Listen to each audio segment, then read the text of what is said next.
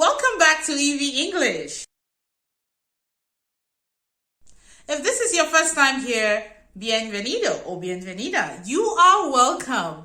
I am an ESL teacher in Spain and I put out videos weekly for ESL and FL students all around the world. So if this is something that you are interested in, please do smash that subscribe button and do turn on your notification bell so that whenever I post a new video, you will be notified.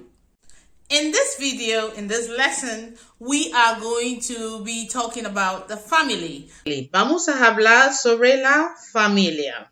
We are going to focus on the members, los miembros de la familia.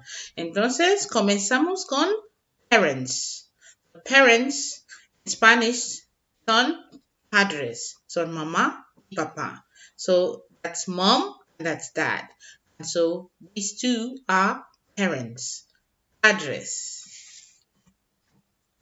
So we have different names in which we can refer to the father figure in the family. Tenemos diferentes nombres, como también en español, como podemos referir al papá. Entonces en inglés decimos father o dad. Y en español es padre. Next is mother. So you have to pay attention when you're pronouncing the mother. Mother es madre. Mother, madre. Un montón de gente en España dice mamá. Depende de país donde estás. Otras personas dicen mom. So you have mother o mom o madre. Or mama. So it depends on you or what country you are from. Sometimes some people use some particular ways of referring to their parents depending on the culture or on the place, in the place where you live. Children. Children son los hijos. So the children. Todos los chicos, las chicas, todo conjunto se llama children. Son hijos. And hijo. And the son is usually the brother. Son, brother. Hijo, hermano. Chica de la familia se llama daughter or daughter. So normally the daughter is always the sister. Siempre es la hermana. Entonces, daughter o daughter es hija y también es hermana. Siblings. Siblings. En español, vale. En español se dicen hermanos. Hermanos no significa que estamos hablando solo de los chicos, solo de los brothers de la familia. Es la chica, the sister y the brother conjunto. Es que un montón de veces la gente pregunta, how many brothers and sisters have you got? So, entonces, en vez de decir, I've got 2 brothers, I've got 3 sisters, nombrándolos, diciendo diferentes nombres, entonces mejor dice en conjunto todos que tú tienes. I've got 5 siblings. 5 siblings significa que puedo que yo tengo 2 hermanos y 3 hermanas. Conjunto se llama siblings. So, we have just been talking about the immediate family. La familia inmediata significa la familia directo. Okay? It is like, aquí, the immediate family es tu madre, tu padre, tus hermanos. Ya, nadie más. Entonces se llama immediate family o familia inmediata or direct family. So this is how, if you're asked, can you tell me about your immediate family? Tienes que hablar sobre tu madre, tu padre y tus hermanos. The extended family or the relatives. En español se dice familia extendida o familiares. So relatives son familiares. Relatives, familiares. Extended family, Familia extendida. ¿Qué significa extended family? Extended family son la gente que no es parte de tu familia inmediata. Entonces, es como si ustedes tienen una relación, pero está fuera de la familia inmediata. Será tus primos, tus abuelos, tus tíos, todo esto conjunto, como ves en esta foto, será the extended family. In the extended family tenemos grandparents, abuelos, grandparents, abuelos. Abuelo es grandfather. En inglés tenemos diferentes maneras a decir abuelo. Entonces podemos decir grandpa, este es muy típico de Estados Unidos, grandpa o granddad o grandfather. Entonces depende de ti, depende de tu cultura, depende de dónde tú vienes. Como dice la gente ahí, abuelo. Entonces tú puedes elegir. Entonces, grandpa, granddad, grandfather es abuelo. We're going to talk about the grandmother. También lo mismo con la abuela.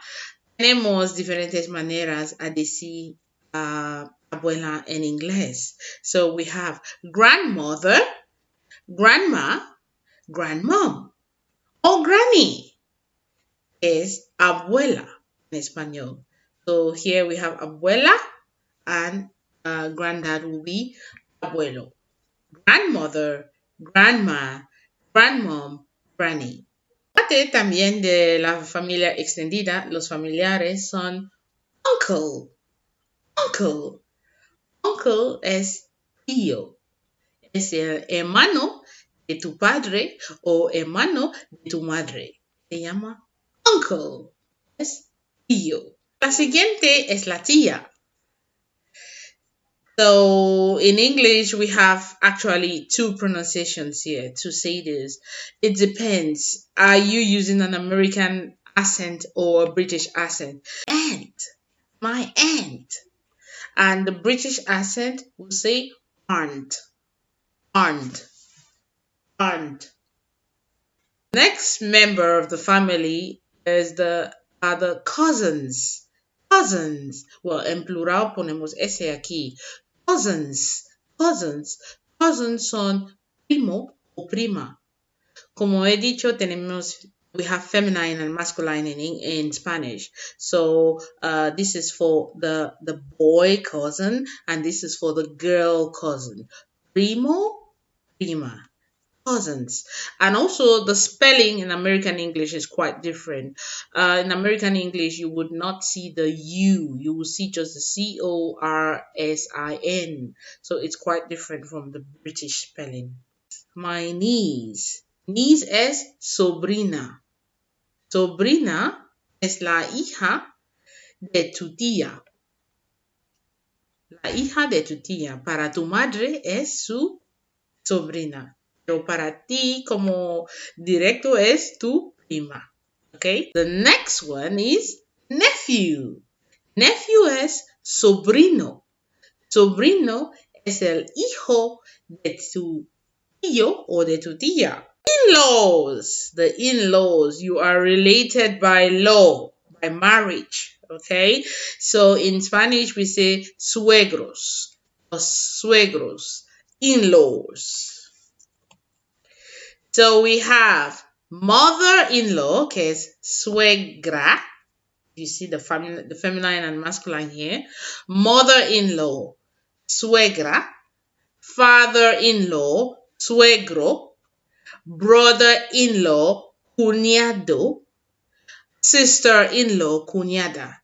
Suegra, suegro, cuñado, cuñada. Brother-in-law, father-in-law, mother-in-law, and sister-in-law. Okay, so this is how you refer to in-laws in English. Those padrastro, padrastro, madrastra. So you have the stepfather, stepfather, stepmother, stepsister, stepbrother.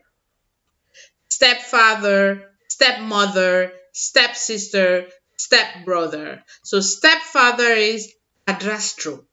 Stepmother is madrastra. Stepsister is hermanastra. Stepbrother is hermanastro. Yeah, so there's a thing with this masculine and feminine in Spanish. It is very important, just like in French. Fortunately, we don't have that in English, so it makes it easier for us in English. But if you're trying to learn Spanish, if you're Spanish, this is very important. The feminine or the masculine. So that's it for today's lesson. Thank you for watching. And if you had any value from this, please do like the video. Feel free to make comments and please do subscribe to the channel. And also, if you do want to follow up or practice more, you have a free PDF about what we have done in this lesson. And you have some exercises in the PDF that can help you practice. Thank you for watching. Hasta la próxima.